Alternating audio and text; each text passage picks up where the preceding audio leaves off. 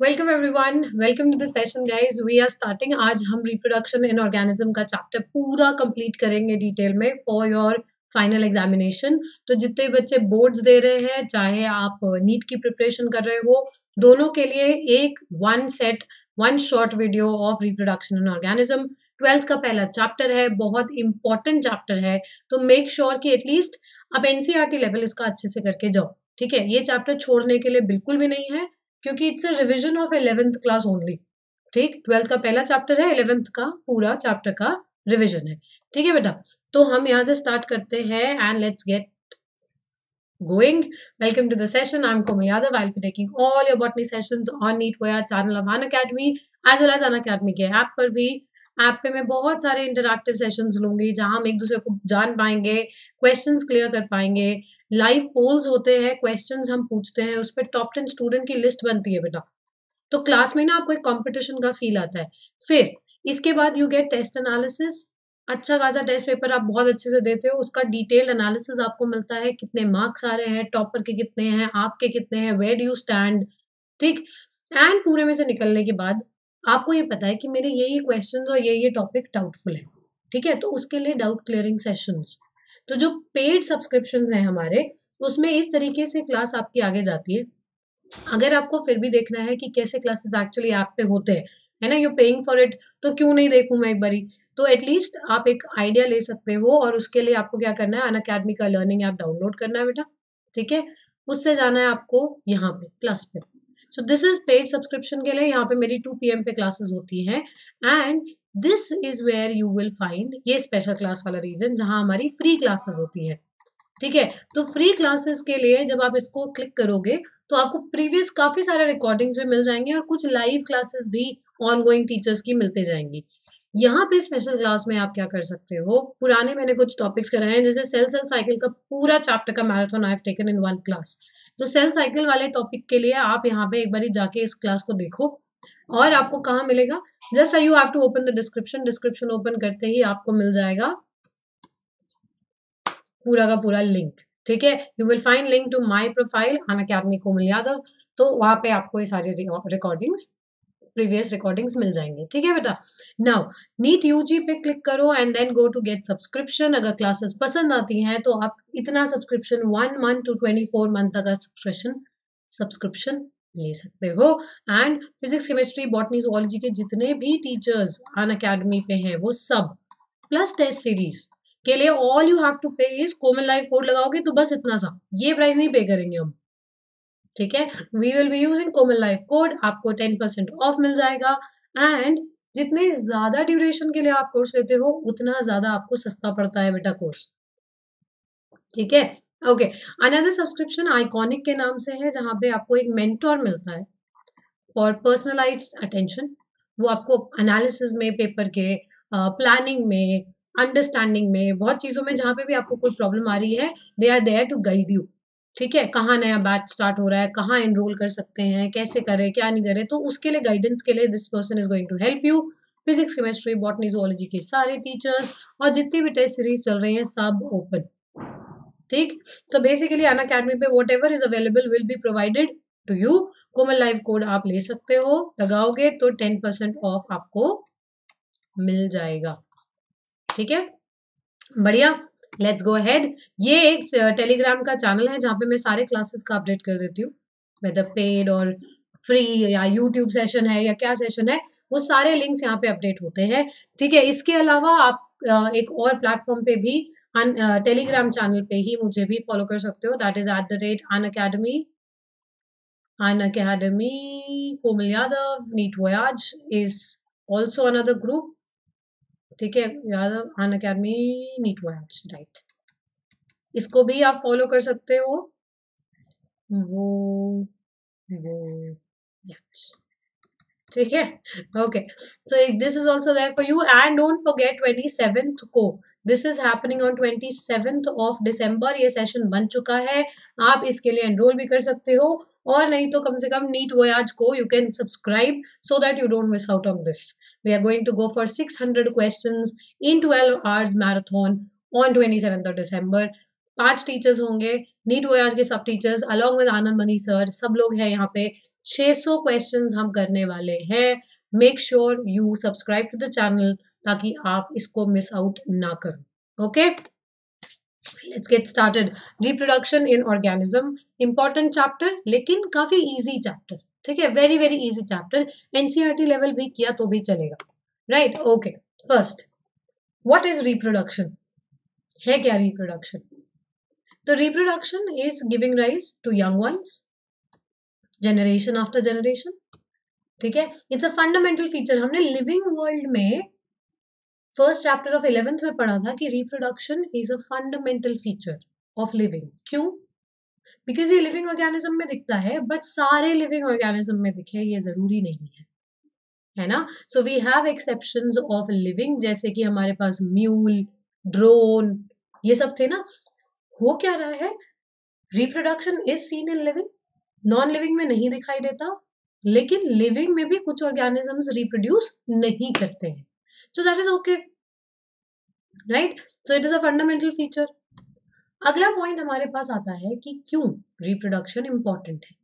Point number 1, enables continuity of species, ठीक है। Generation after generation आगे जाते जाएंगे तो कंटिन्यूएशन रहेगा स्पीशीज का, नहीं तो स्पीशीज ही खत्म हो जाएगा एक ही जनरेशन आया तो। मेंटेन लाइफ ऑन अर्थ, ठीक है, एंड प्रोवाइड और create variations. We have to create new and new variation ताकि हम उसमें खुद को रिप्रोड्यूस करके सस्टेन करा सके, एनवायरमेंटल कंडीशंस को अडेप्ट कर सके, ठीक है। Major differences between asexual and sexual reproduction. So it's going to be a very quick recap of the whole chapter.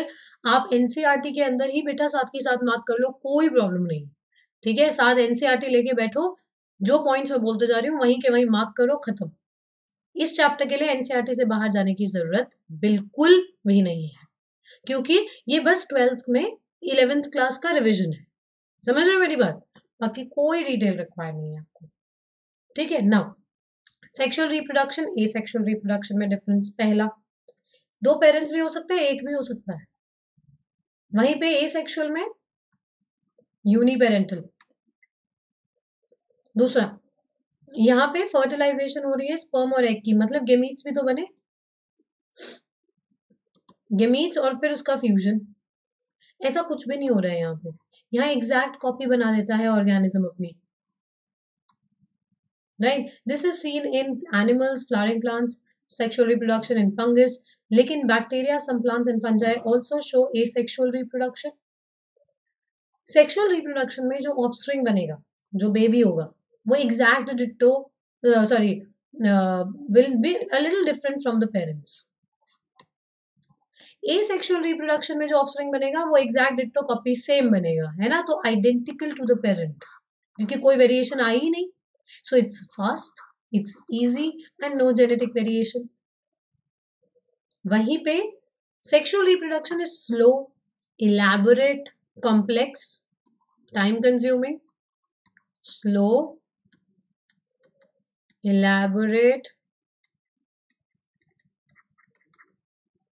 है ना, and complex।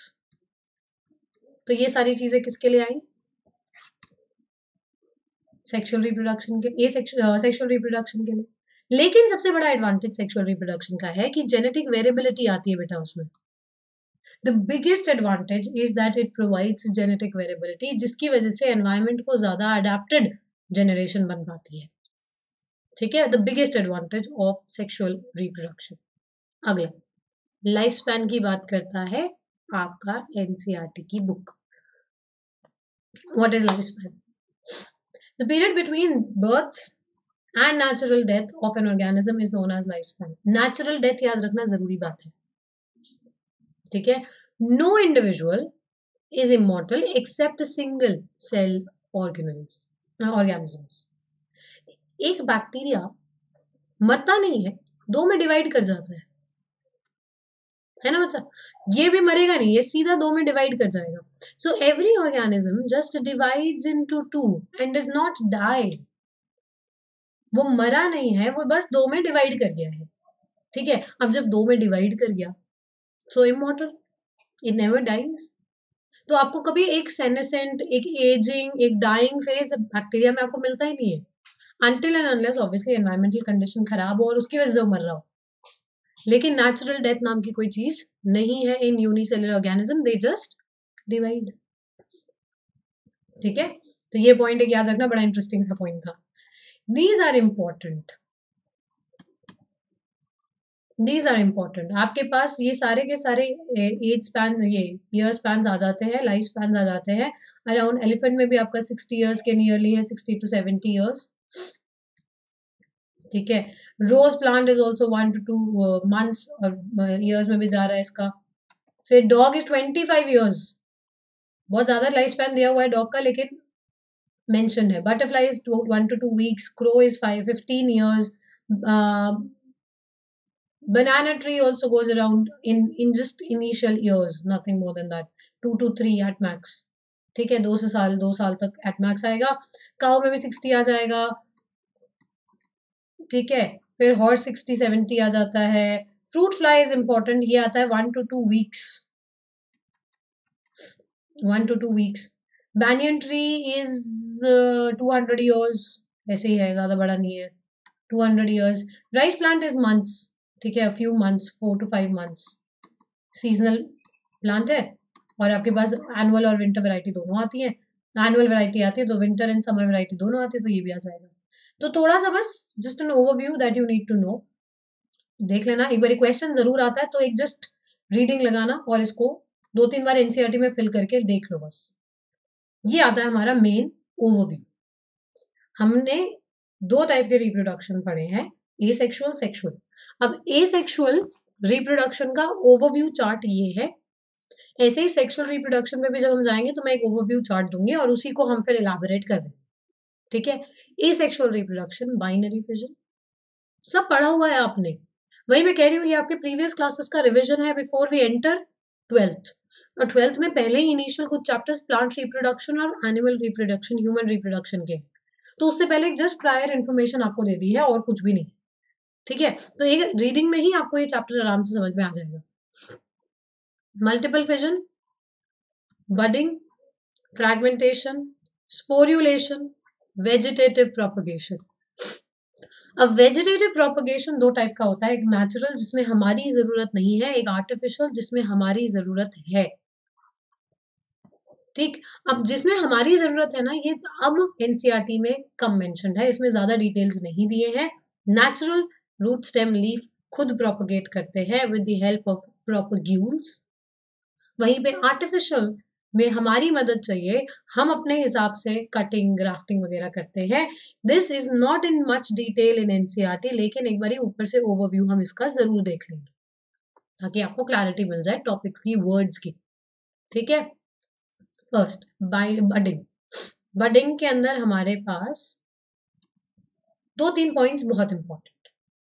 जब किसी ऑर्गेनिज्म में बडिंग होती है, the classic example east hydra, main body में से एक छोटा सा एक्सटेंशन आता है, एक हल्का सा प्रोट्रूजन आता है, आउटग्रोथ आता है। ठीक है, और सबसे अच्छी बात यह है कि अगर आप ईस्ट में भी देखते हो तो आपके पास जो बड आया, आप उसमें और पेरेंट बड में डिफरेंस बता सकते हो। आप उसमें और पेरेंट बड में डिफरेंस बता सकते हो। तो what you have here is that this is the parent and this is the bud. तो आप बता पा रहे हो ना डिफरेंस, इसका मतलब अनइक्वल साइटोप्लाज्मिक डिवीजन। बड को छोटा साइटोप्लाज्म, कम साइटोप्लाज्म दिया हमने, इसकी वजह से parental identity is not lost. मैं बता सकती हूँ दोनों में से पेरेंट कौन सा है ना। तो 2 बहुत important point, unequal division of cytoplasm and the parental identity is not lost. ठीक है, तो ये 2 चीजें हो गई। एक्सीलेंट, एग्जाम्पल याद रखोगे, हाइड्रा एंड ईस्ट। ठीक है, नेक्स्ट चलो, बाइनरी फिजन। बाइनरी फिजन में there is equal division of cytoplasm, ये बडिंग जैसा ही है, बस इक्वल डिवीजन ऑफ साइटोप्लाज्म है, जिससे मैं ये नहीं बता सकती कि पेरेंट कौन सा। जब एक बैक्टीरिया 2 में डिवाइड करता है, अब आप ये थोड़ी बता पाते हो कि ये पेरेंट और ये नहीं। आप दोनों को डॉटर सेल्स बोलते हो, है ना? So the parental identity is lost. ठीक है, नेक्स्ट। 3 तरीके के बाइनरी फिजन होते हैं। एक है सिंपल, जो अमीबा में मिलता है आपको, या बैक्टीरिया में मिलता है आपको। ठीक है, तो ये जस्ट सिंपली 2 में डिवाइड कर जाएगा। फिर आता है लॉन्गिट्यूडनल। लॉन्गिट्यूडनल में ऐसे लॉन्गिट्यूडनल एक्सिस पे ओपन कर जाता है, ये मिलता है हमें यूग्लिना में। और फिर आता है ट्रांसवर्स, जैसे आपको डायटम याद होंगे, ऐसे सोप बॉक्स लाइक अपीयरेंस होता है, तो ये दोनों क्या करते हैं, यहाँ अलग अलग हो जाता है और नया वाला बन जाता है इसके अंदर, यहाँ पे न्यू सिंथेसाइज हो जाता है। ठीक है, so this is seen in transverse. Transverse के अंदर 2 एग्जांपल आते हैं, एक तो पैरामीशियम का और एक डायटम्स का। Binary fission, budding, asexual reproduction takes place during favorable condition।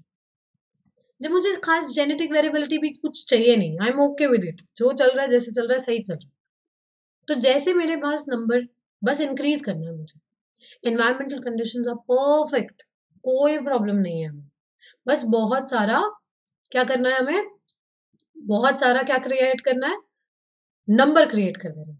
तो जब नंबर मैं इतना क्रिएट कर देती हूँ, that what we are going to do is in binary fission या बडिंग या एसेक्सुअल रिप्रोडक्शन। तो उसी का तरीका है ये। और अगर अनफेवरेबल कंडीशन आने वाली है तो मल्टीपल फिजन के लिए भी चला जाता है। जैसे अमीबा का ही एग्जांपल लेते हैं, फेवरेबल कंडीशन में तो बाइनरी फिजन कर रहे हैं, ठीक है, अनफेवरेबल कंडीशन में ये अपने चारों तरफ बना लेता है सिस्ट। क्या बना लेता है? सिस्ट। और अंदर ही अंदर छोटे छोटे छोटे छोटे डिवाइड हो जाता है। ठीक है, जब ये सिस्ट बर्स्ट होगा फेवरेबल कंडीशन आने पे, तब ये सारे के सारे छोटे छोटे सेल्स को बाहर रिलीज कर देगा। तो एक बारी में 2 नहीं, बाइनरी मीन्स 2, है ना, तो ये 2 में नहीं, ये मल्टीपल सेल्स निकाल रहे हैं। सिस्ट का बनना, formation of cyst, formation of cyst is known as encystation।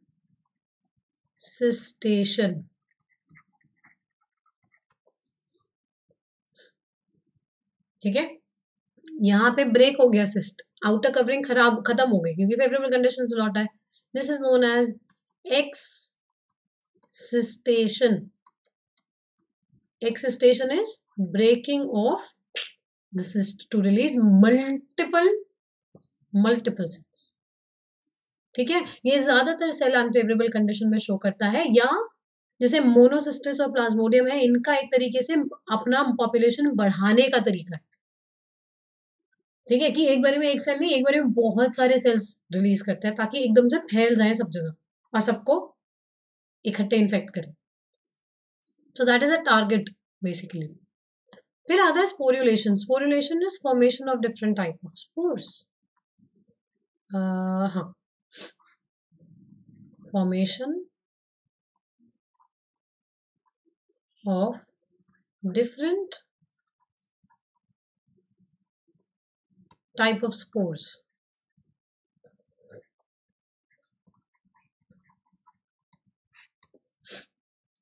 ठीक है, अब किंगडम फंजाई में सबसे ज्यादा हमें स्पोर फॉर्मेशन दिखाई देता है बेटा। ठीक है, वैसे भी बाकी जगहों पर भी दिखता है, लेकिन हमें फंगस में कुछ ज्यादा ही दिखता है, right. So the most common type of spores that we see is zoospore. तो ये क्यों सबसे कॉमन है? क्योंकि ये एल्गी में भी है, फंजाई में भी है, कुछ लोअर एनिमल प्लांट्स में भी है, तो we have a lot of zoospore formation. ठीक है, are the most common asexual spore, ये वाला पहला वाला, दिस इज जू स्पोर। अब आप जू स्पोर को देखकर ही उसकी कैरेक्टरिस्टिक्स बता सकते हो। क्या बता सकते हो? इट इज मोटाइल, दिख रहा है ना आपको उस पे फ्लैजेलम, इट इज मोटाइल, बाइफ्लैजेलेटेड, और एक कवरिंग के अंदर बन रहा है। मैं ये बार बार बताती हूँ आपको, एक कवरिंग के अंदर बनता है, उस कवरिंग को रप्चर करके बाहर निकलता है। सो it is endogenous in origin. ठीक है, फंगस के सबसे common spores, common asexual spore in fungus is conidia, और ये जेम्यूल है, ये तो स्पॉन्जेस में मिलता है। कोनीडिया के बारे में हमने फंगस वाले चैप्टर में भी डिटेल में पढ़ा था, जिसमें बायो क्लासिफिकेशन में जब फंगस पढ़ा। लेकिन कोनीडिया देखो फ्लैजेला नहीं है बेटा, सो दे आर इमोटाइल और नॉन मोटाइल, नो फ्लैजेला, और किसी कवरिंग के अंदर भी नहीं बन रहे, so they are exogenous, exogenous in origin. अब एक्सोजीनस इन ओरिजिन के साथ साथ एक चीज और इंपॉर्टेंट, इसमें सबसे बड़ा वाला कोनिडिया सबसे ऊपर होता है, सबसे छोटा वाला कोनिडिया सबसे बेस पे होता है। इस अरेंजमेंट को हम बोलते हैं बेसिपिटल, बेसिपिटल अरेंजमेंट। समझ में आई बात? तो स्पोर्युलेशन का कॉन्सेप्ट पूरा समझ में आया। बेसिकली या तो मोटाइल, डिपेंडिंग एनवायरनमेंट कैसा है, या इमोटाइल स्ट्रक्चर बना के एसेक्सुअल स्पोर्स बना के और डिस्पर्स हो जाना है।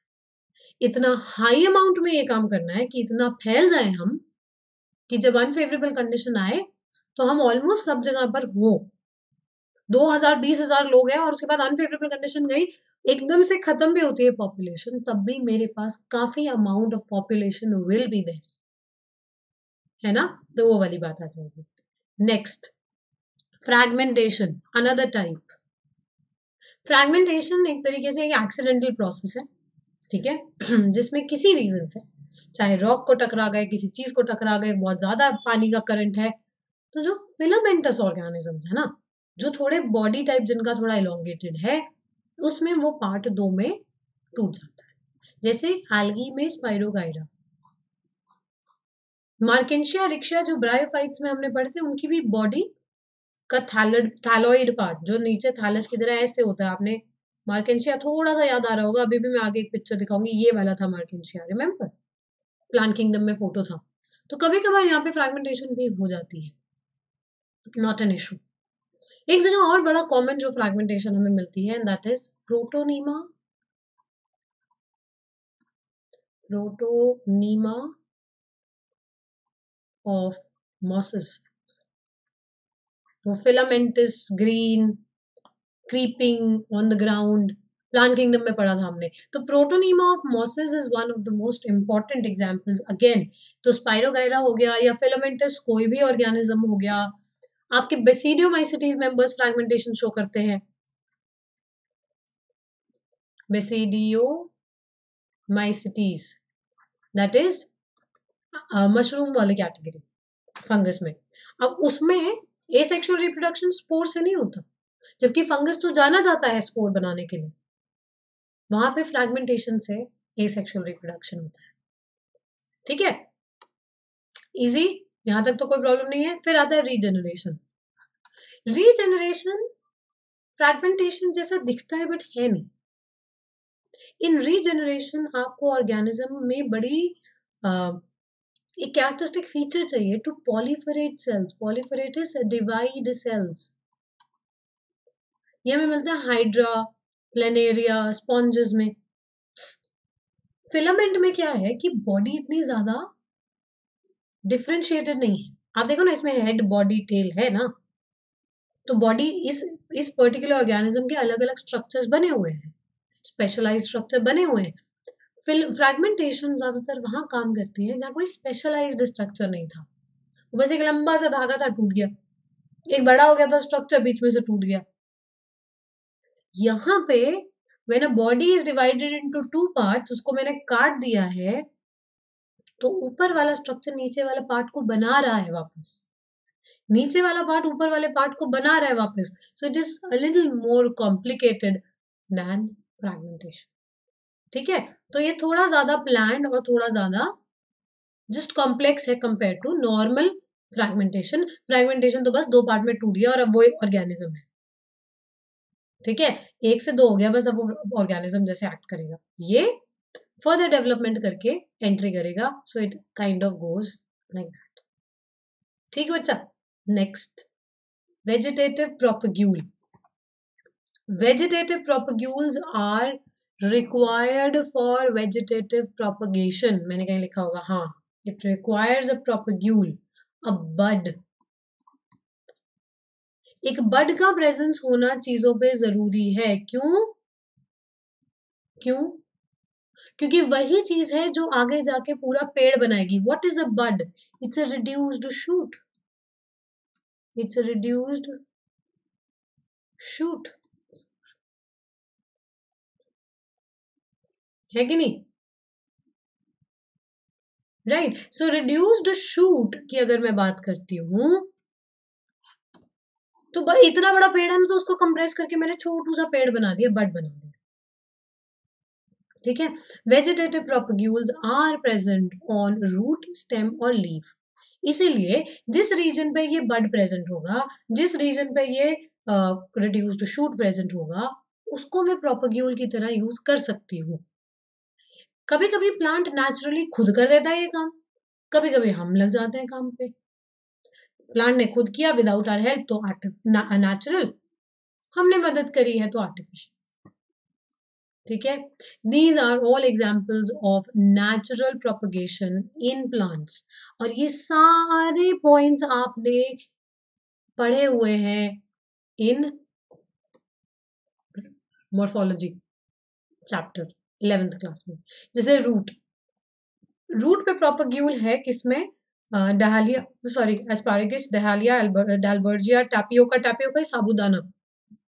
तो हम इनके रूट्स को यूज कर जाते हैं. और या फिर इसका आपने देखा होगा कभी कभी अनफेवरेबल कंडीशन में पूरा प्लांट ऊपर से गया, ठीक है, वापस फेवरेबल कंडीशन में फिर फट गया, फिर आ गया नीचे से उठ के. ठीक है. तो वो क्यों हुआ? क्योंकि उसके रूट पे प्रोपग्यूल था. स्वीट पोटैटो भी आता है बेटा इसमें, एडवेंटिशियस रूट है वो, लेकिन स्वीट पोटैटो भी आता है. फिर स्टेम में तो ये सारे आपने 11th क्लास में पढ़े हैं. मॉर्फोलॉजी वाला चैप्टर साइड में खोल लेना एक बार जब पढ़ने लगो ना इस चैप्टर को. लुक, ट्यूबर के लिए पोटैटो, बल्ब के लिए अनियन एंड गार्लिक, राइजोम के लिए GLT, जिंजर, लोटस, टर्मरिक, बनाना भी है. ठीक है. कॉर्ड में कोलोकेशिया, अरवी, क्रोकस, सैफरन, एमोर्फोफाइलस, जमीन कंद. ठीक है. सकर में मिंट एंड जास्मिन, क्राइसैंथेमम भी आता है. ठीक. अच्छा, सकर में ना बड़ा कंफ्यूजन है बेटा, तो मैं थोड़ा सा यहाँ पे पॉइंट आपको बता रही हूँ. For sucker remember PCB,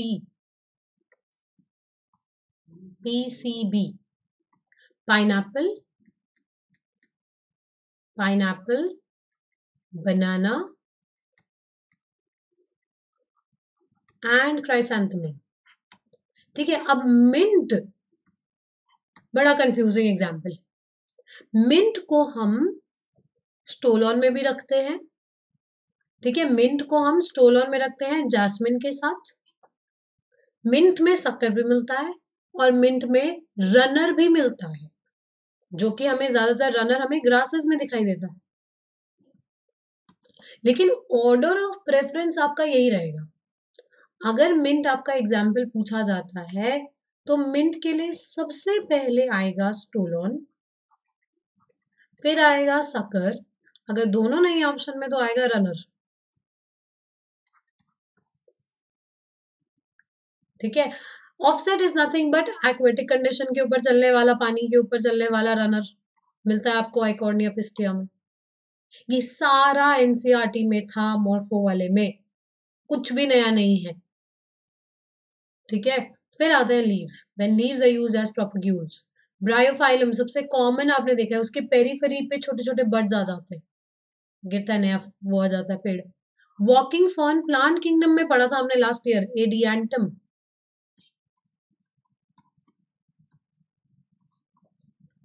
walking fern का मतलब ये ना, जैसे ऐसे पत्ते इसके जाके छूते हैं ग्राउंड, जिधर टच किया ना वहां से एक और नया प्लांट आ जाता है. फिर वो पत्ते जहां टच करेंगे उससे एक नया प्लांट आ जाता है. तो ऐसा लगता है ये बाहर जा रहा है. It's jumping out, it's walking out. ठीक है. तो इसलिए इसका नाम हुआ वॉकिंग फर्न. और ये क्यों कर पा रहा है सोच के देखो. इसका जो लीफ है उसके टिप पे बड है. ठीक है. जैसे ही टच किया ग्राउंड नया पेड़ आ गया. फिर सारे लीव्स के टिप पे बड, जैसे ही टच किया नया पेड़ आ गया, टिप पे बड. तो इट्स वॉकिंग फर्न. ठीक है, कैलेंडो बेगनोनिया में भी आपको लीफ के नीचे बड्स मिल जाएंगे, लीफ के बेस पे, तो उससे आप प्रोपोगेट कर सकते हो, या ये खुद भी नेचुरली हो जाता है उससे। ठीक है, फिर आता है बल्बिल। Bulbils are large,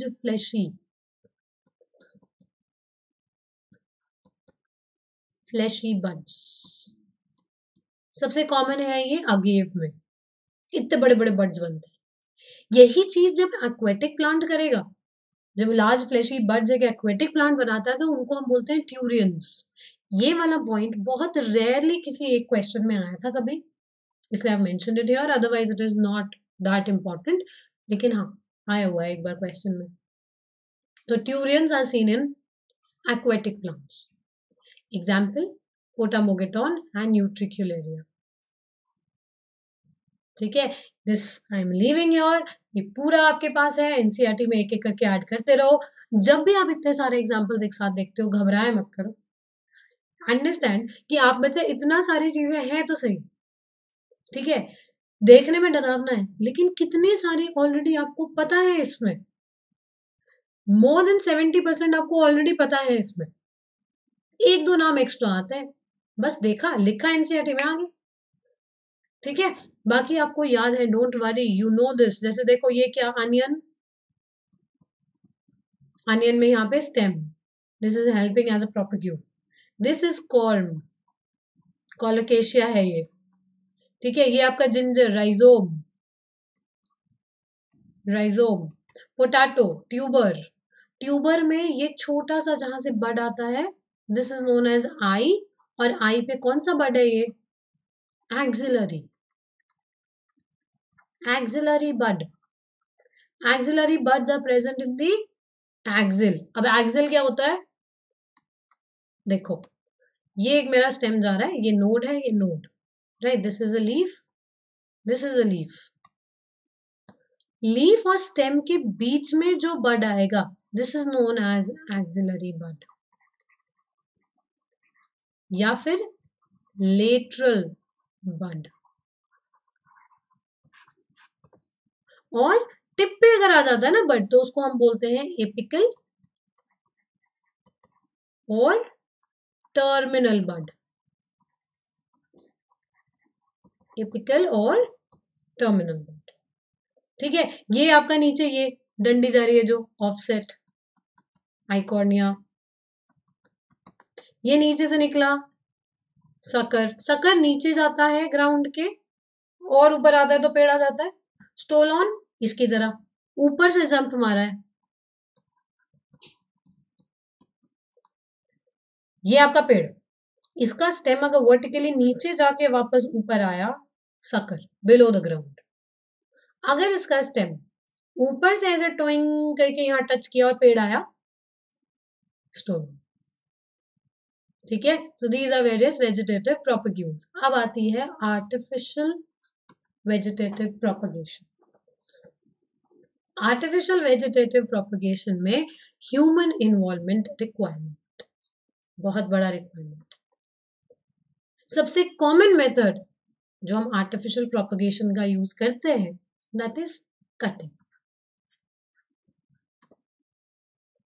ठीक है, that is cutting, cutting, layering, grafting, suckering, that is under the ground ले जाना, और उसके बाद टिश्यू कल्चर, ये सारी चीजें हैं, लेकिन हम क्यों यूज कर रहे हैं, what is the reason, genetic variability तो आएगी नहीं, जैसा पेड़ है एग्जैक्ट डिट्टो कॉपी सेम, उसी के जैसा मेरा नेक्स्ट जनरेशन बन जाएगा, प्रॉब्लम नो। यहां पे क्या होता है बेटा, जब आप ऐसी किसी कंडीशन में हो जहां आपको एक अच्छा पेड़ मिल गया, बहुत अच्छा पेड़ है, क्वालिटी वाइज एक्सीलेंट ट्री, और अब आप चाहते हो कि मेरे पास इसके बहुत नंबर हो क्योंकि इसका यील्ड बहुत अच्छा है, तो it's a desirable healthy plant, उसको अगर मैं नॉर्मल सीड से लेके जाऊं जर्मिनेट कराने और प्रोपगेट कराने, तो प्रॉब्लम हो जाएगी, क्योंकि सीड बनता है सेक्सुअल रिप्रोडक्शन से, सेक्सुअल रिप्रोडक्शन से बनता है, तो नया कॉम्बिनेशन बनता है मेरे पास, अब मुझे चाहिए जो एग्जैक्ट पेरेंट का था, ठीक बच्चा। तो यहाँ पे हमारे लिए फायदा हो जाता है फार्मर्स को और हॉर्टिकल्चरिस्ट को, कि exact same copy of the hybrid we are getting. ठीक है, तो cutting, layering, grafting, suckering and tissue culturing are different methods, एक एक करके डिटेल में लेते हैं। कटिंग बेस्ट, कटिंग आप स्टेम की लगाओ, लीफ की लगाओ, रूट की लगाओ, जिसकी लगानी लगाओ, just make sure that there is presence of a bud on the plant. ये सबसे कॉमन है, ठीक है, बट हम ज्यादातर स्टेम और लीफ की कटिंग लेते हैं। लीफ कटिंग्स में हमारा आता है स्नेक प्लांट।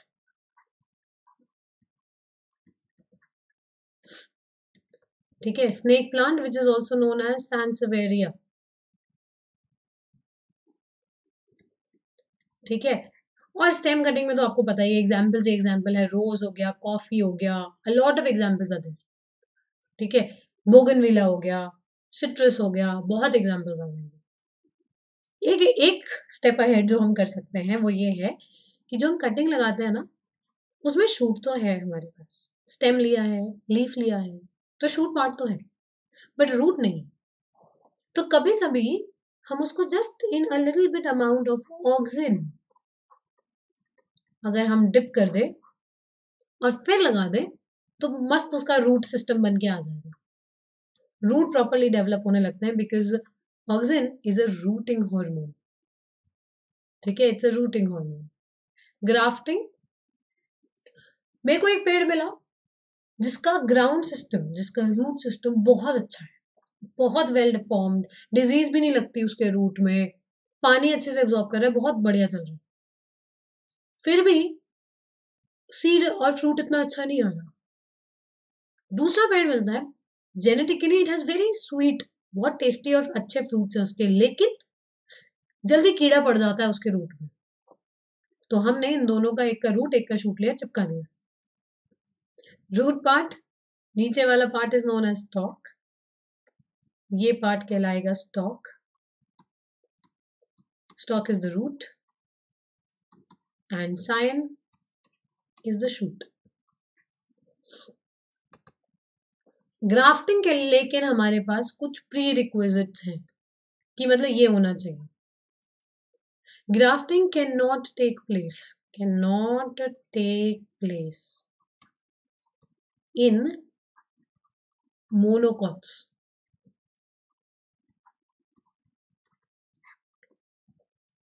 ग्राफ्टिंग का सबसे ज्यादा अच्छा मेन रिक्वायरमेंट है कि मेरे पास होना चाहिए केम्बियल टिश्यू।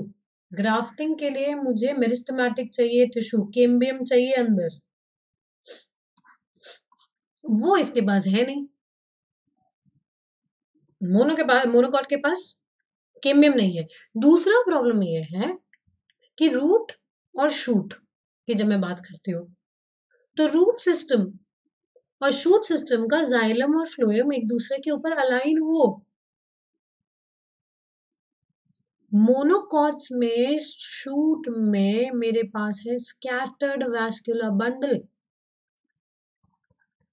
स्कैटर्ड वैस्कुलर बंडल फैला हुआ है पूरे में। मैं जाइलम को जाइलम के ऊपर, फ्लोएम को फ्लोएम के ऊपर अलाइन ही नहीं कर पाऊंगी। Huge problem. जाइलम में जाइलम नहीं आ रहा, फ्लोएम में फ्लोएम नहीं आ रहा, कंडक्टिंग सिस्टम तो पूरा डिस्टर्ब हो गया, जुड़ेगा ही नहीं कभी भी। तो एनाटॉमी ऑर्गेनिज्म की मैच होनी जरूरी है। ठीक है, और दूसरा केम्बियम होना जरूरी है, क्योंकि केम्बियम होगा तो जुड़ जाएगा, खुद ही बना लेगा वो कैसे तैसे करके अपने आप को, कुछ ना कुछ करके। ठीक है, so systems that are being planted together और ग्राफ्टेड टुगेदर, उनका एनाटॉमी मैच करना एक रिक्वायरमेंट है। और वो कभी कभार काम कर भी जाता है, कभी कभी नहीं भी करता है। तो और ऐसा भी नहीं है कि आप सिर्फ एक ही स्टॉक जोड़ोगे। There could be number of scions that you can attach. एक ब्रांच पे ये ग्राफ्ट कर दिया, दूसरे पे वो ग्राफ्ट कर दिया, तीसरे पे कुछ और ग्राफ्ट कर दिया, do whatever you want, but कभी चलता है और कभी नहीं चलता है। ठीक है, सो इट्स क्वाइट वेरिएबल, कभी काम कर जाएगा, कभी काम नहीं करेगा। Grafting is just like that. Layering, layering में हम क्या करते हैं, प्लांट की एक ब्रांच नीचे खींच लेते हैं। ठीक है, और जो पार्ट नीचे टच किया ना, जैसे अगर मान लो ये मेरे पास प्लांट था, इसको मैंने नीचे पुल किया, ठीक है, दिस इज द ब्रांच, इसमें मैं हल्का सा एक कट लगाऊंगी। काट के अलग नहीं करना है, just an incision, incision means a blade मारा बस आपने अंदर, और फिर इसको हमने ढक दिया मिट्टी से। जिस पॉइंट पे आपने इंसिजन क्रिएट किया है, जिस पॉइंट पे आपने एक निक लगाया, एक कट लगाया, वहां से एडवेंटिशियस रूट आ जाएंगे और शूट बन जाएगा। फिर आप इसको काट दो, यहां से नया पेड़ बन गया। ठीक है, तो this is just simple form of layering, जिसमें आपने उसको नीचे पुल कर लिया और नया पेड़ आ गया। काफी सारे और भी लेयरिंग के टाइप्स होते हैं। ठीक है, जैसे एयर लेयरिंग है, टिप लेयरिंग है, ट्रेंच लेयरिंग है, मल्टीपल टाइप्स है, बट कुछ भी सिलेबस में है नहीं आपके। पहले हुआ करता था, अब नहीं। नथिंग इन एनसीईआरटी दूर दूर तक लेयरिंग के बारे में। ठीक है, this is enough. Adventitious root आने हैं, आपको बस टिप क्रिएट करना है और कुछ भी नहीं।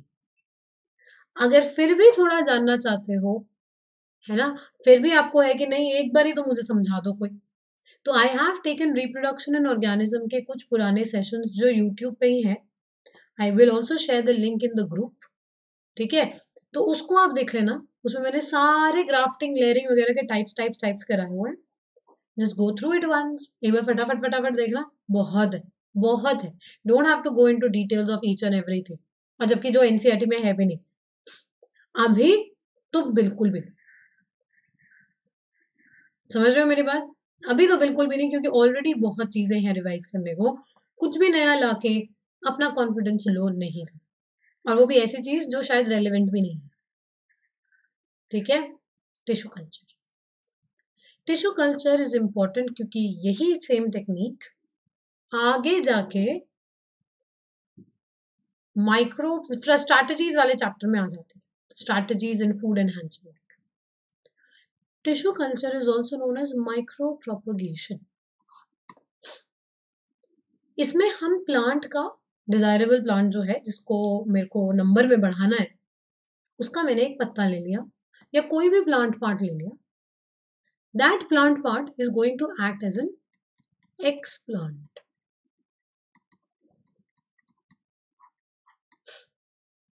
ठीक है, इस एक्स प्लांट को मैंने क्लीन किया, सरफेस स्टेरलाइज किया, इसके ऊपर जितने भी न्यूट वो थे, माइक्रो वगैरह थे, उनको मारा। तो एक्स प्लांट को कैसे स्टेरलाइज करते हैं हम? We sterilize it by 0.1% HgCl2. HgCl2। ठीक है, अब HgCl2 हम यूज कर रहे हैं इसके लिए 0.1%। ये हमने जैसे क्लियर लिया, उसके ऊपर का सरफेस का माइक्रोब जो भी थे वो मर गए।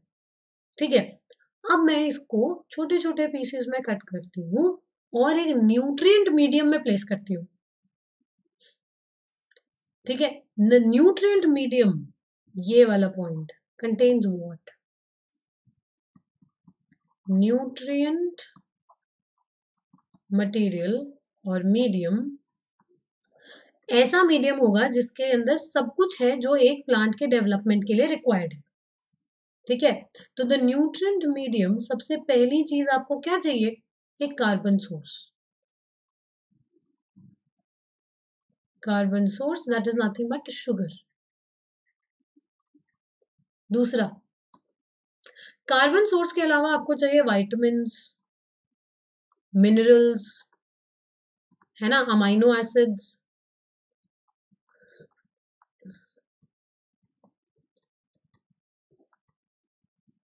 इसके अलावा you also require plant growth regulators, PGRs, और आपको पीएच मेंटेन करना है। अ लिटिल स्लाइटली एसिडिक, थोड़ा सा एसिडिक होगा, वरना आपका पीएच ऑलमोस्ट न्यूट्रल के पास ही है। तो 5.6 टू अराउंड 7, ऐसे 7.1 कुछ रहता पीएच आपका।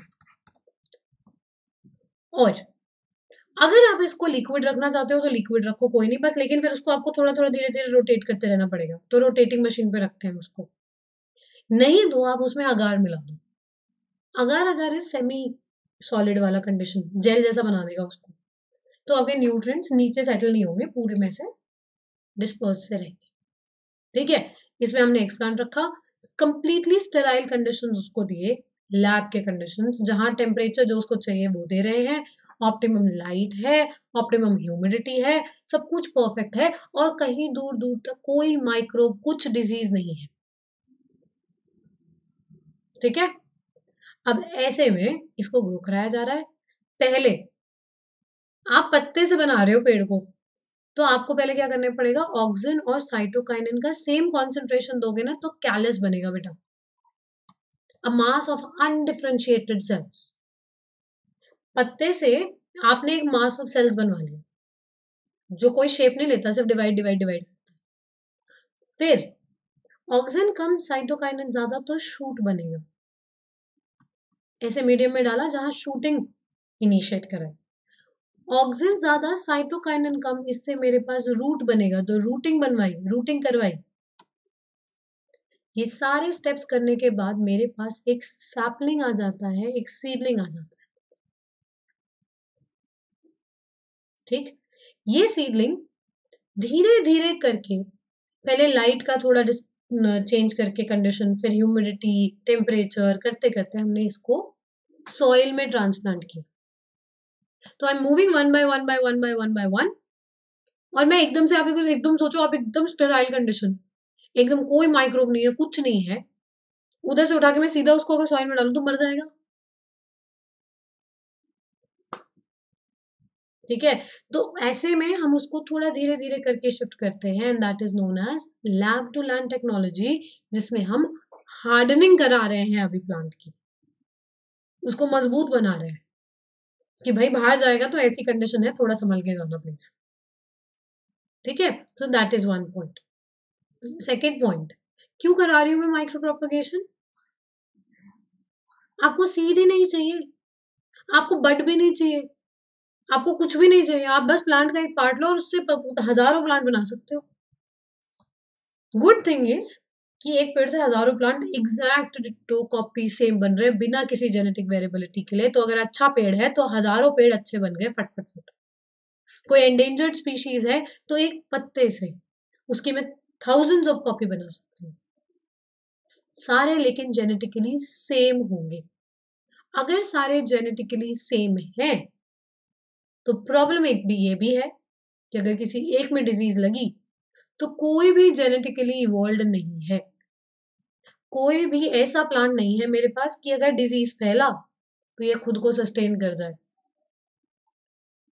सारे के सारे गॉन, डिजीज फैला तो फैला, गया काम से, बस ये हो जाएगा। समझे मेरी बात? तो ये genetic variability is important in the environment, लेकिन हाँ, अगर बहुत ज्यादा एंडेंजर्ड रेयर स्पीशीज है तो अगर हम उसको प्रोपोगेट करके उसका नंबर बढ़ा सके फॉर द टाइमिंग, थोड़े टाइम में वो फिर अपना ध्यान खुद रख लेगा, कोई प्रॉब्लम नहीं है, लेकिन एक बार को नंबर इंक्रीज हो जाएगा। So these are good techniques, और इनको यूज करके हम काफी छोटे जगह पर मल्टीपल प्लांट्स फॉर्म कर सकते हैं और फिर उसको लैंड में ट्रांसफर कर सकते हैं। So this is tissue culture. Coming to sexual reproduction, सारे वही पॉइंट्स जो हमने पहले डिस्कस किए थे। वन, आपको गेमीट फॉर्मेशन कराना पड़ेगा, उन गेमीट्स का फ्यूजन कराना पड़ेगा, सिनगेमी, जिससे जाइगोट बनेगा। So these are 3 steps of sexual reproduction. ठीक है, फिर it's an elaborate complex slow process compare to asexual. अच्छी बात ये कि जेनेटिकली आइडेंटिकल और ऑफस्प्रिंग्स नहीं बनते हैं, सारे एक दूसरे से अलग बनते हैं, सब, all of them are different from each other. ठीक है, तो मोर जेनेटिक वेरिएबिलिटी, जिसका मतलब है एनवायरमेंट को एग्जिस्टेंस, मतलब एनवायरमेंट में एग्जिस्ट करने के लिए थोड़ा ज्यादा वेरिएशन है हमारे पास। ठीक है, थोड़ा ज्यादा वेरिएशन है हमारे पास। क्लियर? चले बच्चा आगे, बढ़िया। किसी भी ऑर्गेनिज्म की लाइफ स्पैन को आप 3 पार्ट्स में डिवाइड कर सकते हो। ये है आपका ओवरव्यू, जो मैंने एसेक्सुअल के लिए दिया था ना जैसे फ्लो चार्ट, वैसा सही इसके लिए। लाइफ स्पैन में ऑर्गेनिज्म की 3 फेजेस आते हैं, जुवेनाइल, वेजिटेटिव, या इसको हम बोलते हैं pre reproductive reproductive, pre reproductive, ठीक है। फिर आता है रिप्रोडक्टिव फेज जिसमें रिप्रोडक्शन होगा, और फिर आता है सेनेसेंट और post reproductive phase, post reproductive phase, और जिसको आप सेनेसेंट या एजिंग भी बोलते हो, ageing. Juvenile vegetative phase, reproductive phase और सेनेसेंट फेज, ये एक स्पैन है इन ऑर्गेनिज्म का, दिखाई देता है, और ज्यादातर एनुअल प्लांट्स में या ऑर्गेनिज्म में बड़े इजीली दिखाई देता है।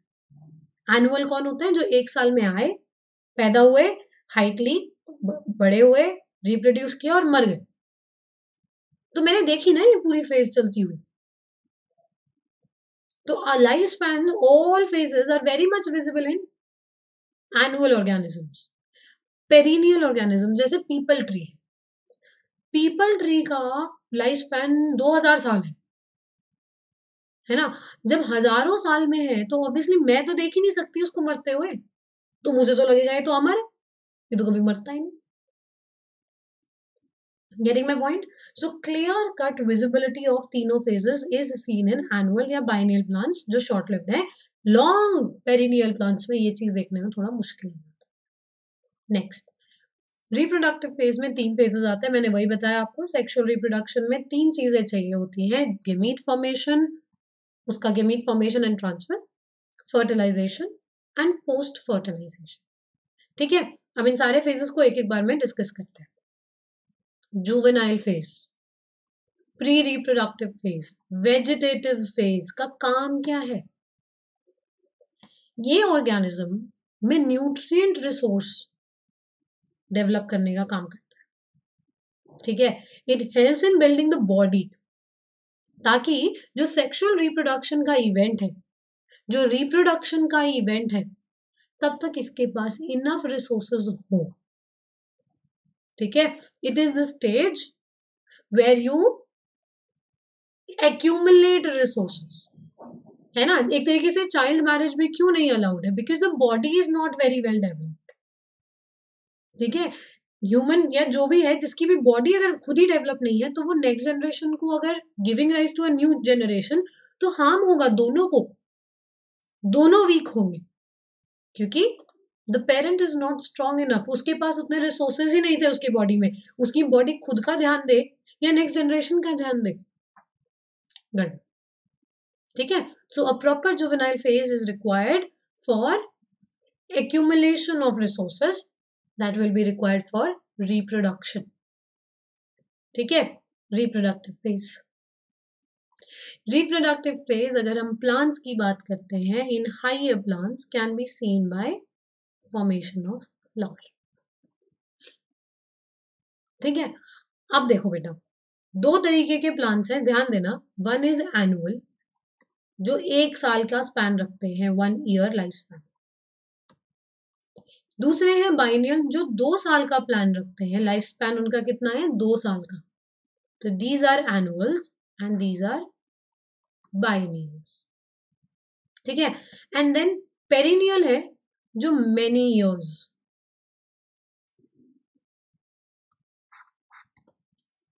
अब एनुअल और बाइनियल अपनी जिंदगी में एक बार फ्लावर करते हैं ज्यादातर, they flower once in their lifetime, so they are known as monocarpic, they flower once। तो बड़े हुए, फ्लावर किया, मर गए, है ना। कुछ प्लांट ये काम 1 साल के अंदर अंदर कर देते हैं। बाइनियल प्लांट्स क्या करते हैं? पहला पूरा साल बस हाइट लेने में लगाते हैं, सेकेंड ईयर में फ्लावर करके मर जाते हैं। तो फ्लावरिंग कितनी बार हुई? एक ही बार हुई। लेकिन पेरिनियल प्लांट्स में क्या होता है? बहुत सालों तक जिंदा रहना है, ठीक है। तो मेरे पास फ्लावर बना, लेकिन मेरे पास दोबारा एक फ्लावरिंग सीजन आएगा, फिर से फ्लावरिंग सीजन आएगा, तो multiple flowering season will be there. This is known as polycarpic. क्या बोलते हैं इसको? Polycarpic. Multiple times it is going to form flowers. तो इसका मतलब एक बार फ्लावरिंग हुई उसके बाद तुरंत बाद थोड़ी ना फ्लावरिंग हो जाएगी. Reproduction, especially sexual reproduction, is a very, very, very energetic process. ठीक है, एनर्जी कंज्यूमिंग प्रोसेस, इसमें बहुत एनर्जी जाती है बॉडी की. ठीक है, तो इसके अंदर जितनी भी आपकी बॉडी में से एनर्जी कंज्यूम हो रही है, रिसोर्सेस कंज्यूम हो रहे हैं, उसको रिप्लेनिश करने का टाइम हमें देना पड़ेगा. And the space and the time between two flowering season is known as या तो recovery phase और inter flowering phase.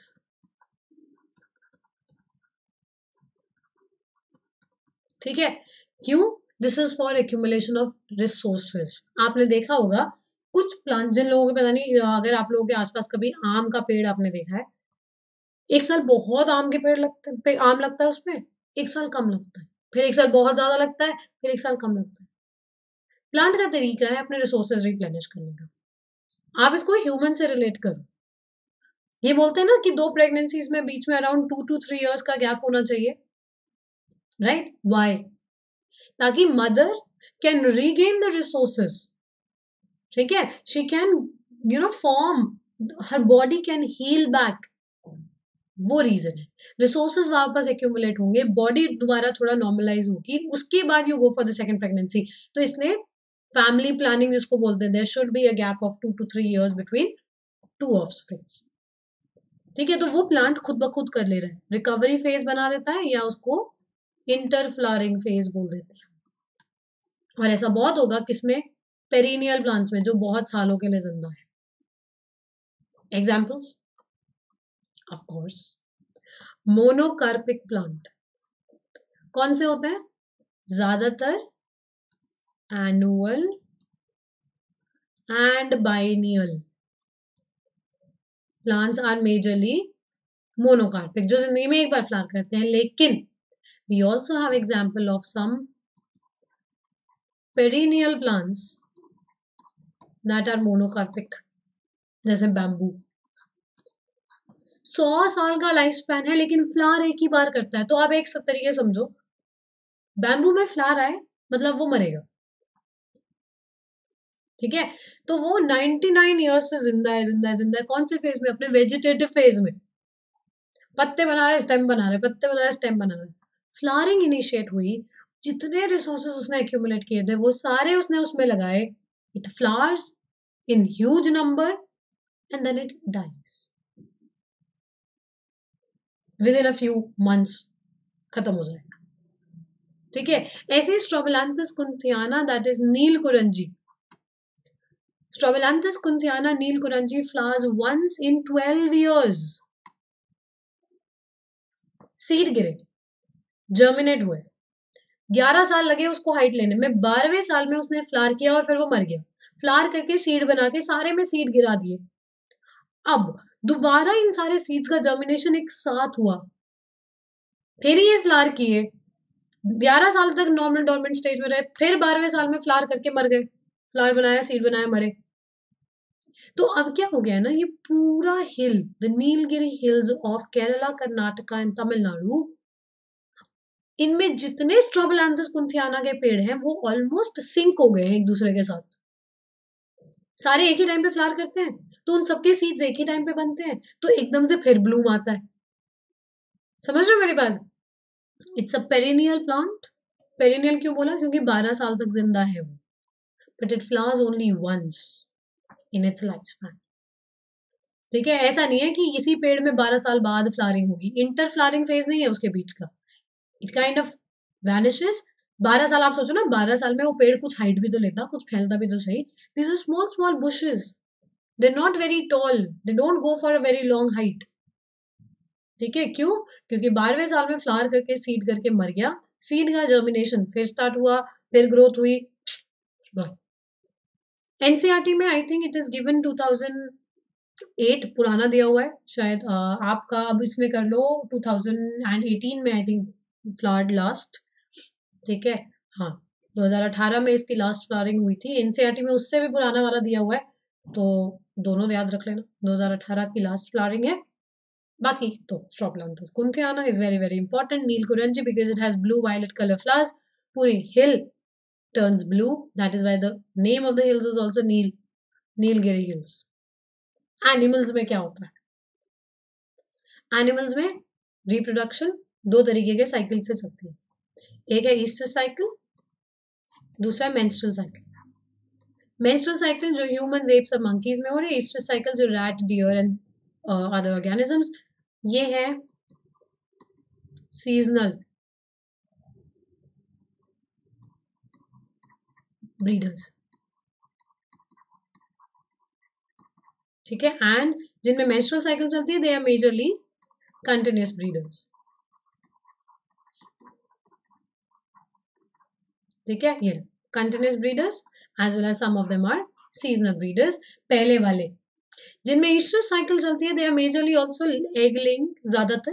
लेकिन नहीं नहीं नहीं नहीं नहीं इसको मत रिलेट करना, एग लेइंग अलग आएगा.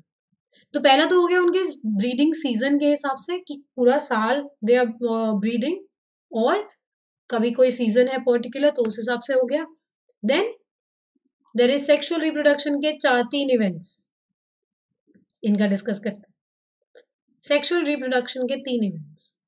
गेमीटोजेनेसिस, फॉर्मेशन ऑफ गेमीट. 2 तरीके के गेमीट बनाने, एक मेल एक फीमेल. अगर मेल और फीमेल गेमीट एक जैसे ही दिखते हैं, आप देख के फिजिकली आप बाहर से मॉर्फोलॉजिकली नहीं डिफरेंशिएट कर सकते, तो उसको हम बोलते हैं homogametes. You can not differentiate between either of them morphologically. Physiologically different है, एक मेल एक फीमेल है, लेकिन मॉर्फोलॉजिकली अंडा, जीरो डिफरेंस. लेकिन अगर मॉर्फोलॉजिकली डिस्टिंक्ट हैं दोनों तो बोले जाते हैं हेटेरोगेमीट्स. ये डायग्राम्स नीचे दिए हुए हैं, ये ह्यूमन का आ जाता है. ठीक है. This is for Fucus, brown alga, and this is for cladophora. होमोगेमीट्स. आप देखो पहले वाले में आप नहीं बता सकते हो कि मेल कौन सा है फीमेल कौन सा है, but in the next few you can tell that the large and non-motile is female, small and motile is male. इसमें भी ऐसा ही है. ठीक है. इस लास्ट वाले 2 की फर्टिलाइजेशन होगी तो इसको हम ऊगेमी बोलते हैं, इसको हम आइसोगेमी बोलते हैं. याद आया? सेक्सुअल रिप्रोडक्शन में पढ़ा था हमने प्लानोगेमीटिक. अब मेल गेमीट बन कहाँ रहा है? मेल गेमीट और फीमेल गेमीट कहाँ बन रहे हैं? हमने बोला gametogenesis is formation of gametes, but where? Unicellular, ये लोअर ऑर्गेनिजम्स के अंदर. अगर लोअर ऑर्गेनिज्म है ना तो हम उनमें बात करते हैं heterothallic, homothallic. Thallic stands for thallus, और थैलस का मतलब होता है नॉट वेल डिफरेंशिएटेड बॉडी.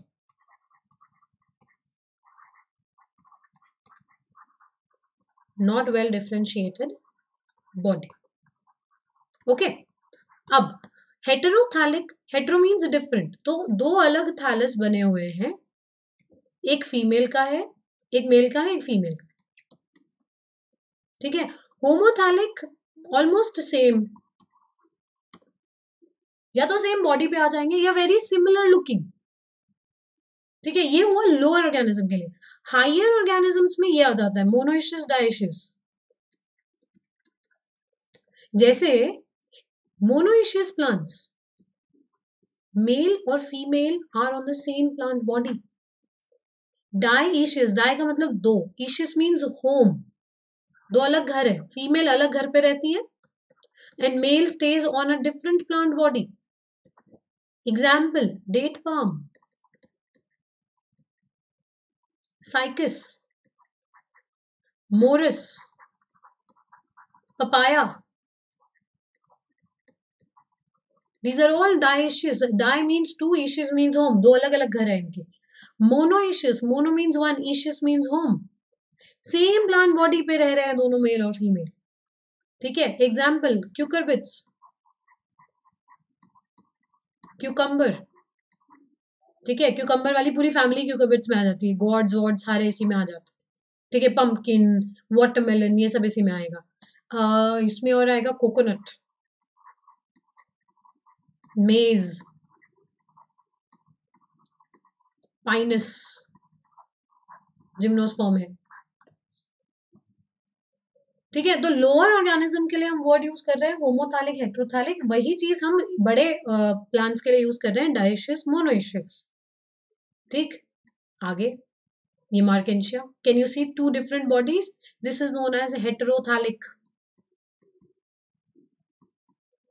हेटेरोथैलिक, पहला वाला फीमेल है, दूसरा वाला मेल है। ठीक है, या फिर आप इसको दूसरे टर्म्स में, हम इसको बार बार डायोशियस बोलते हैं ना, डायोशियस, बेसिकली नथिंग बट दो डिफरेंट प्लांट बॉडीज। ये पूरा डिटेल में ब्रायोफाइटा में मैंने समझाया हुआ है मार्केंशिया का full life cycle in plant kingdom. So if you want to refer, you can refer it. फिर आता है Chara. Chara is a green alga, Chlorophyceae को बिलोंग करता है। ठीक है, ग्रीन alga है। इट इज अगेन, दोनों ऑर्गेनिज्म, दोनों sexual structures are present on the same body, so it is monoecious. ठीक है, मोनोइशियस है, सेम प्लांट बॉडी पे है, और मेल पहले मैच्योर होता है, प्रोटैंड्रस, मतलब male matures first. This is one of the algae जिसमें जैकेटेड सेक्स ऑर्गन्स हैं। एल्गी में कवर्ड सेक्स ऑर्गन्स नहीं होते। ठीक है, it has jacketed sex organs, and the other name of Kara is stonewort. Stonewort, बस इतने पॉइंट्स इसके याद रखने हैं, समझना है। अब देखो, जब आप इसकी स्ट्रक्चर का अरेंजमेंट देखते हो तो oogoneum, that is the female, also known as a nucule, is present on the upper part, above, upper side, adaxial side. Male, that is antheridium, also known as a globule, is present on the lower side, मतलब अबैक्शियल। अबैक्शियल में B आता है, B से base. ये कौन सी side हो गया? Adaxial, upper surface. D, dorsal. ठीक है, एंथ्रीडियम के चारों तरफ ये दिख रही है आपको कवरिंग, यहां पे सेल्स होते हैं, इनको हम बोलते हैं शील्ड सेल्स। कवरिंग है ना, प्रोटेक्ट कर रहे हैं। Shield cells, how many shield cells will be there? 8। ये ऊपर दिख रहा है crown, 5 crown cells in oogoneum, and nearly ये जो ऊपर ऐसे ट्यूब जैसे दिख रहे हैं, 4 ट्यूब सेल्स। तो न्यूक्यूल जो है, जो oogoneum है, फीमेल है, उसके ऊपर 5 क्राउन सेल्स, 4 ट्यूब सेल्स, नीचे की तरफ aligned antheridium, that is known as globule, has 8 shield cells abaxial surface पे। ठीक है, इस कारा के स्ट्रक्चर पे क्वेश्चंस आए हैं पास्ट में, तो एक बारी देख लेना, एक बारी देख लेना। डोंट ओवरबर्डन, क्योंकि एनसीईआरटी में शायद इतनी डिटेल्स नहीं है, लेकिन just go through it once, कुछ नहीं जा रहा। एक छोटा सा स्ट्रक्चर है, साइड में बना लो, 2 बार देखोगे याद हो जाएगा, 2 बार ही देखोगे याद हो जाएगा। गेमीट बन गया। अब गेमीट का ट्रांसफर।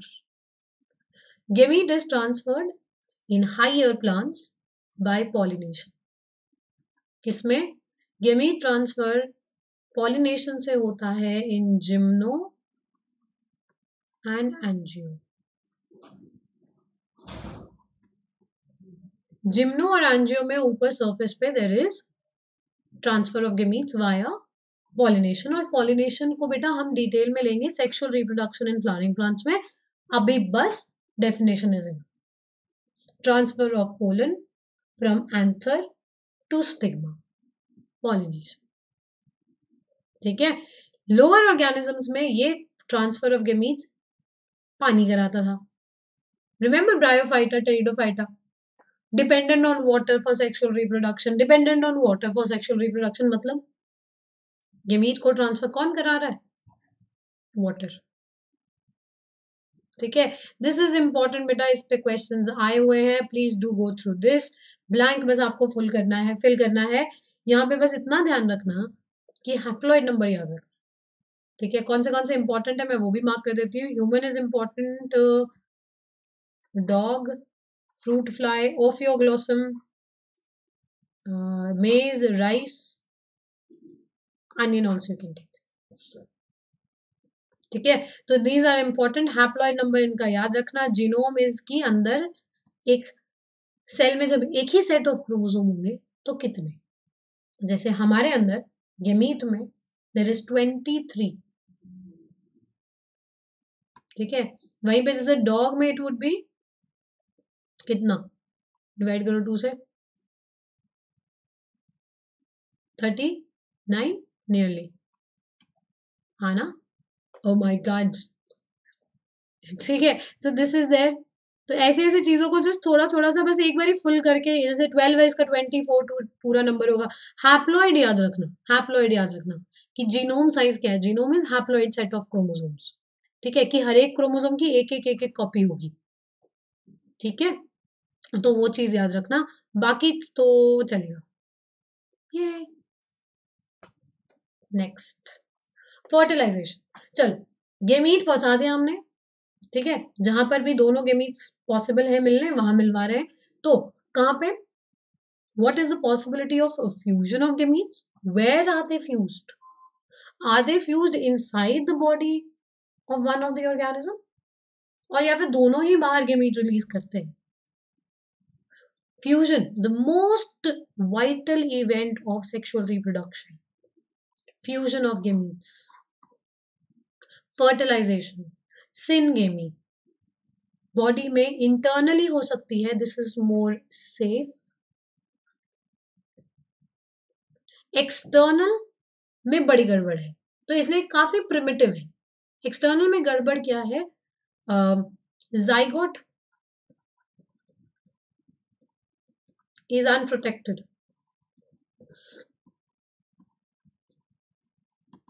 ठीक है, Synchrony required, Synchrony between release of gametes. Male gamete जिस टाइम रिलीज हो रहा है उसी टाइम फीमेल गेमीट भी रिलीज होना चाहिए, और फिर जाइगोट बनेगा बॉडी के बाहर। ना उसको नरिशमेंट मिल रहा है, ना वो प्रोटेक्टेड है, इसलिए huge wastage is also there. Wastage of gametes, बहुत वेस्टेज भी होता है, एक्सट्रीम अमाउंट में गेमीट्स रिलीज करने, क्योंकि मुझे पता ही नहीं है कितने चाहिए, है ना? इंटरनल इज बेटर, क्योंकि एक तो आपके जाइगोट को, क्योंकि एग एक जगह पे है ना अंदर, तो वही जाइगोट बनता है, उसको नरिशमेंट भी मिलता है प्रॉपर, वो प्रोटेक्टेड भी है। और मेल और फीमेल गेमीट में एटलीस्ट फीमेल गेमीट का नंबर रिड्यूस किया गया, मेल का चाहे आपने उतना ही रखा हो गेमीट्स का परसेंटेज, राइट, नंबर उतना ही हो, लेकिन फीमेल का रिड्यूस हुआ एटलीस्ट। और सिंक्रोनी भी इतना ज्यादा रिक्वायरमेंट नहीं है जितना एक्सटर्नल फर्टिलाइजेशन में रिक्वायरमेंट है, ऑब्वियसली मोर। ठीक है, which is better, this is better. इसलिए हायर प्लांट्स में आपको, हायर प्लांट्स और एनिमल्स में भी आपको कौन मिलेगा, इंटरनल फर्टिलाइजेशन मिलेगा।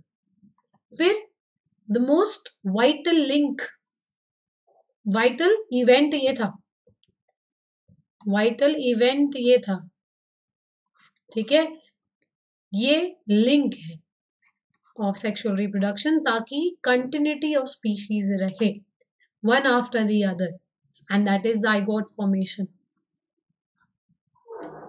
This is the most vital event और लिंक ऑफ सेक्सुअल रिप्रोडक्शन, जिसमें कि कंटिन्यूएशन ऑफ स्पीशीज के बीच का लिंक है, पिछली जनरेशन और अगली जनरेशन का लिंक है कौन, जाइगोट। ठीक, जाइगोट के बाद we enter into process of embryogenesis, जहां पर एम्ब्रियो डेवलपमेंट होता है।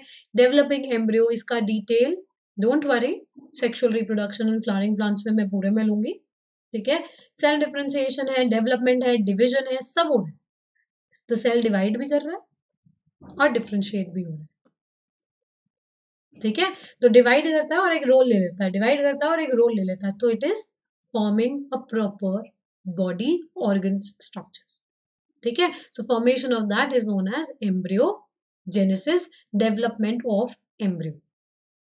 ठीक है, एनिमल्स का zoology में पढ़ोगे आप, ह्यूमंस का, and for plants I will be taking it in sexual reproduction in flowering plants. Post fertilization events क्या होता है?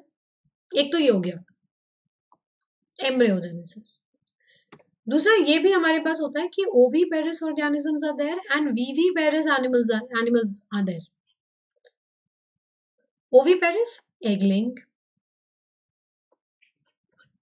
बर्ड्स मेजरली, रेप्टाइल्स है ना, एम्फीबियंस.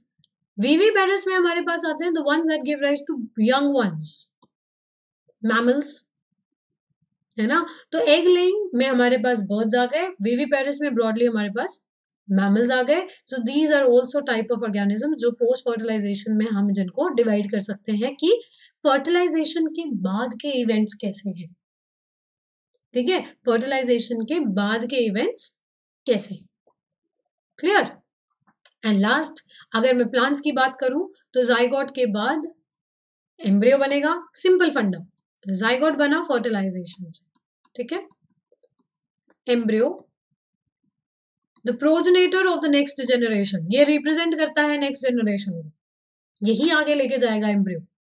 इसके बाद हमारे पास आता है एम्ब्रियोजेनेसिस, तो एम्ब्रियो बनाएगा and then we get morphogenesis.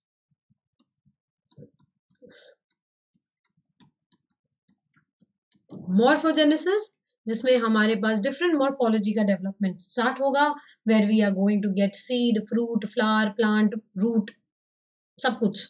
ठीक है, ऐसे ऑर्गेनिजम्स में, हायर ऑर्गेनिज्म एनिमल्स में आपके पास proper limb formation, leg formation, hair, head, brain, heart, सब कुछ फॉर्मेशन स्टार्ट हो जाएगा.